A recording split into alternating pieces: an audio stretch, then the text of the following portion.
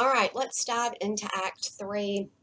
And there's so much we learn here in Act 3 about Hamlet's state of mind, about his relationship with Ophelia, about the king, about the ghost. Things are starting to really pick up speed here in this particular act. So let's turn to a common thread, which is Hamlet's state of mind. And hopefully you're starting to draw some conclusions for yourself about just what kind of person Hamlet is, and making some determinations about whether or not you think he's mad, melancholy, philosophical, a coward, all of the above, none of the above. So let's start with Ophelia and his relationship with her. How does he feel about Ophelia? Do you really think?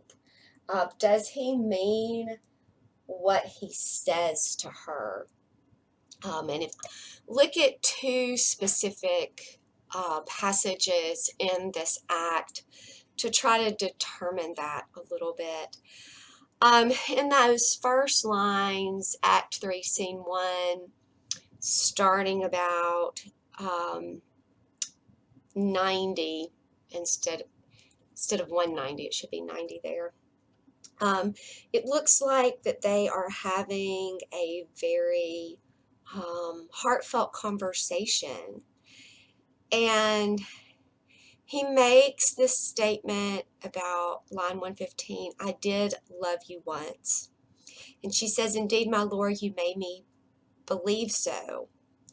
And then he says, you should not have believed me, for virtue cannot so inoculate our old stock, but we shall relish of it. I loved you not. I was the more deceived. And then he tells her to get thee to a nunnery. Why wouldst thou be a breeder of sinners? I myself indifferent, honest, but yet I could accuse me of such things that it were better my mother had not borne me. I am very proud, revengeful, ambitious, with more offences at my beck than I have thoughts to put them in, imagination to give them shape, or time to act them in. What should such fellows as I do crawling between earth and heaven? We are errant knaves all, believe none of us. Go thy ways to a nunnery. So, he's basically saying, I'm a jerk. I've been a jerk to you, and all guys are going to be jerks to you. So the best thing you can do is go away to a nunnery. And then he says, where's your father? And there he starts becoming very suspicious, and you really see this played out in the film clip. So if you haven't watched that one, go back and do, because you'll really see Hamlet's suspicion rising here, and he knows that he's being watched, that because they plotted to watch him, and that he's not that they are not alone. And so then his actions and his words, once he realizes that they're not alone, become very intense. And so intense to the point where Ophelia again says, he's mad, he's blasted with ecstasy. And then the king and Polonius, who have been, watching them, do agree that there is something wrong with him, but there's something deeper. And the king is starting to feel that. So at the beginning of this conversation between these two, he's kind and he's sweet, and he's almost saying, I'm a jerk, go away from me and all men. And then once he realizes they're being watched, his temperament and his actions change. So again, it raises the question of what are his feelings for Ophelia? Do you think he really loves her, and is just playing this game, doesn't want to hurt her in the end? What do you think is going on here? And then if you look over in the next set of lines, Act 3, Scene 2, this is at the play, where they are sitting together at the play. And there's a there's a bunch of back and forth between the two. Um, and Ophelia says, "You are merry, my lord." Who I? Who I? I, my lord. O God, your only jig-maker, what should a man do but be merry? For look you how cheerfully my mother looks, and my father died within 2 hours. Nay, 'tis twice 2 months, my lord. So long? Nay, then let the devil wear black, for I'll have a suit of sables. O heavens, died 2 months ago, and not forgotten yet? Then there's hope a great man's memory may outlive his life half a year. But by your lady, I must build churches then, or else shall I suffer not thinking on with the hobby horse whose epitaph is, for oh, the hobby horse is forgot.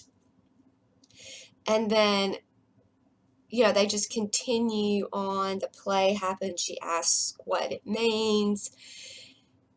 And then finally, at the end of this little part,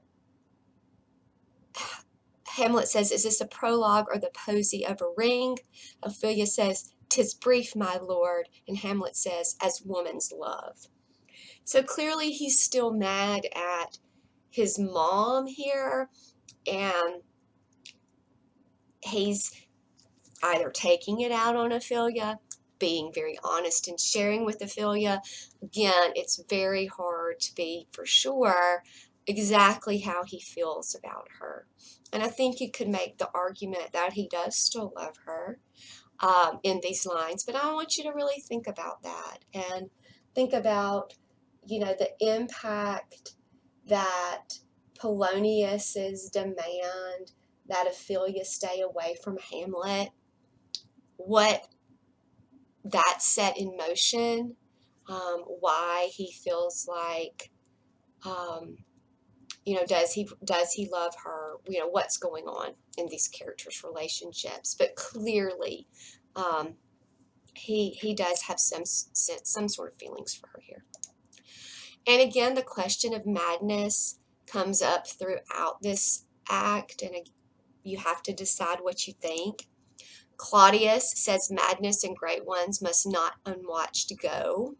So he's thinking Hamlet is for sure mad, and he's fearful of that. Ophelia definitely thinks so. Oh, what a noble mind is here o'erthrown, blasted with ecstasy. She feels for sure that she has lost him, and that there is madness there. And Gertrude says, alas, he's mad. So all of the characters in this scene or many of the characters in this scene believe that Hamlet is mad. But the question I want to raise to you, is he acting? Is it really something else? Is it hesitation? Is it doubt? Is it his melancholy temperament? Is it his fear of not knowing whether he should believe the ghost or not? Is it his fear of, if he does act upon the ghost's commands and kill Claudius, will he go to hell himself? So those are questions we need to address as well. And one of the most famous Shakespearean soliloquies occurs in this act, and it's Act 3, Scene 1, and it's Hamlet's famous "to be or not to be" speech. And so I want us to look at that speech quite closely and see if we can figure out what Hamlet's state of mind is here in this speech. He starts by saying, "To be or not to be, that is the question. Whether 'tis nobler in the mind to suffer the slings and arrows of outrageous fortune, or to take arms against a sea of troubles, and by opposing end them." So here he's saying, live, die, to be, not to be, act, don't act, to be, not to be. And is it nobler to suffer or to act? Is it nobler to suffer and wrestle with all of the issues of what killing Claudius would mean, or is it better to just act? Is it nobler to suffer life or to kill oneself? You can read it both ways when he says to be or not to be. Is that to live or die, or is it to act or not? And I think both of those things are going on in this soliloquy and in Hamlet's mind. Then he goes on, look around line 70. For who would bear the whips and scorns of time, the oppressor's wrong, the proud man's contumely, the pangs of despised love, the law's delay, the insolence of office, and the spurns that patient merit of the unworthy takes, when he himself might his quietus make with a bare bodkin? So again, it's the same question. Who would suffer versus who would ease that suffering with a dagger? And again, you can read it both ways. Is he talking about suffering in life versus suicide, or suffering in life versus getting revenge and killing Claudius? And then if we continue, who would fardels or burdens bear, to grunt and sweat under a weary life, but that the dread of something after death, the undiscovered country from whose bourne no traveler returns, puzzles the will and makes us rather bear those ills we have than fly to others that we know not of? And again, he's saying here, people put up with things because they fear the afterlife. They understand the burdens and the pains of this life, but they fear what's coming next. So either they don't kill themselves if they're there in that state, or they don't take an action, right, that would ultimately potentially lead them to damnation, as Hamlet is contemplating whether he should kill Claudius or not. So it cuts both ways. And then he says this, thus conscience, you can read it both ways, does make cowards of us all. So there he is back to that whole idea of thinking he is a coward because he cannot act, or he will not act. He is very hesitant and he is very doubtful, and he sees this as cowardly or as a weakness. And then he concludes with, and thus the native hue of resolution is sicklied over with the pale cast of thought. So again, action versus thought. And enterprises of great pitch and moment, with this regard, their currents turn away and lose the name of action. So again, people don't act because of fear. And so we see him hesitant, we see him doubtful, we see this action versus inaction, action versus delay, to be or not to be, as he is contemplating what he needs to do about Claudius. And then the next scene surrounds the king's confession. So after the play, and the king does what Hamlet thinks he will do and stands up and leaves, thus showing his guilt, the king has a moment of prayerful confession. And that's in Act 3. Scene 3, starting on about line 73. So you can flip it there. And so you can see, the king making that confession, and Hamlet comes in and overhears. And he delays again killing the king. He says, now might I do it, Pat? Now I is a praying, and now I'll do it. And so it goes to heaven, and so am I revenged. That would be scanned. A villain kills my father, and for that I, his sole son, do this same villain send to heaven? So Hamlet delays again, not because he doubts the ghost, right? Because the play has proved that the ghost is right. But because he says, well, Claudius is praying and confessing, and if I kill him now, after he's confessed, then he'll go to heaven, and that's no revenge. So again, Hamlet is hesitant. He's doubtful. He is thoughtful. But I think the question we should ask is the question Hamlet asks: to be or not to be? Should we act? Should we not? And I think one of the most interesting parts of this act is that Hamlet doesn't delay. When the moment he just acts, he kills Polonius by mistake. He assumes that it's Claudius hiding behind the tapestries in his mom's chambers, but it's not. And that action, or that assertion,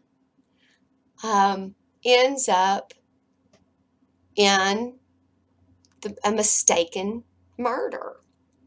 So I just think it's interesting here, what the mindset of Hamlet that Shakespeare creates, and this big, huge question: do you act or do you suffer?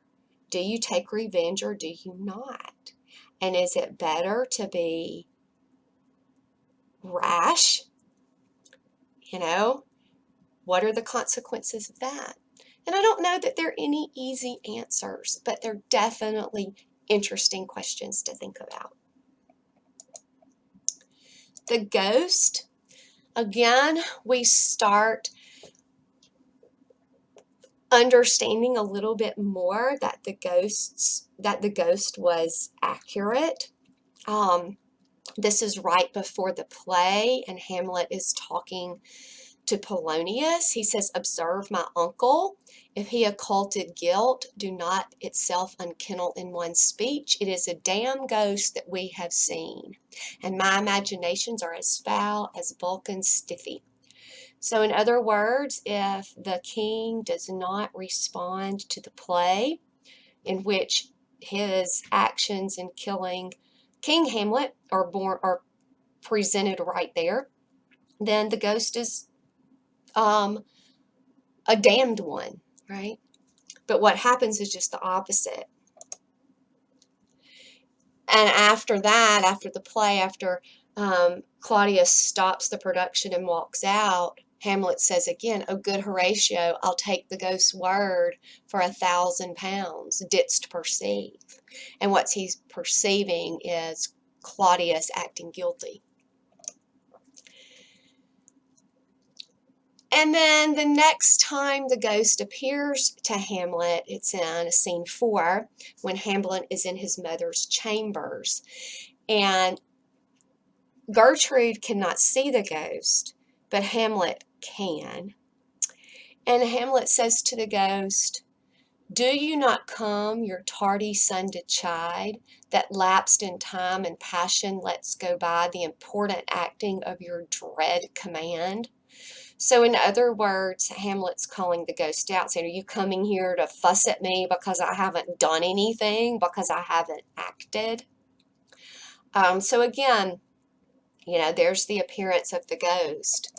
But what is interesting at the very end of the ghost's appearance, Hamlet says, "Why, look you there, look how it steals away, my father in his habit as he lived." So the ghost now is dressed in just his normal clothes. At the beginning of the play, the ghost was dressed in armor, and now the ghost is dressed differently. So what are we to make of that? What do you think Shakespeare's saying with that? And do you think Hamlet has come to an understanding that this ghost is giving him correct information? Is it interesting to you that no one can see the ghost now, or that Gertrude can't? The ghost appeared to many people before Hamlet, but now he's only appearing to Hamlet. I don't know. It still raises all kinds of questions about the ghost and what the ghost role in this play is. And finally, we'll pick up our political thread a little bit. Claudius plans to send Hamlet to England. And he says, on one hand, that it is right to try to make him feel better. But my question to you is he really doing this out of fear? And if you look at these lines, Act 3, Scene 1, 164.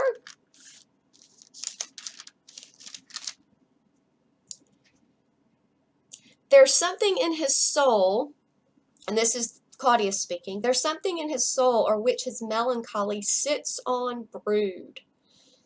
And I do doubt the hatch and the disclose will be some danger, which to prevent I have in quick determination thus set it down. He shall with speed to England for the demand of our neglected tribute. So he's saying there's something more there on which his melancholy sits and broods. So in other words, there's something continuously stirring up his melancholy. And I no doubt, and basically I fear, the public disclosure will be some danger. And so to prevent it, I'm sending him away. And then at the end of that scene, the king says, madness and great ones must not unwatched go. So there's some sense that there's fear there. And there, of course, there should be, we know, right? And then Act 3, Scene 3, lines 1 and 2. I like him not, nor stand it safe with us to let his madness range. And us here, he's really referring to himself.